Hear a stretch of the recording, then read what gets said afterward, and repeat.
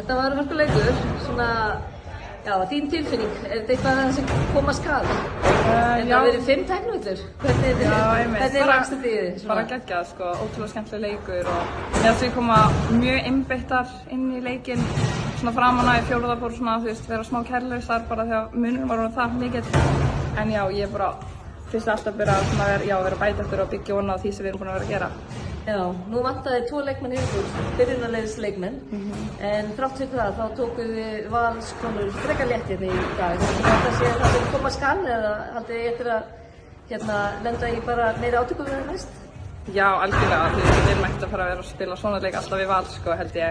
En það vantar alveg helling hjá okkur og er samt bara margar tilbúnar að stígu upp og þótt að sé ekki allar að skora helling, þá allar ótrúlega duglegar og leggja sig fram. Já, flott. Hvað er planið fyrir veturinn? Er ætlið að setja puttana á dolluna?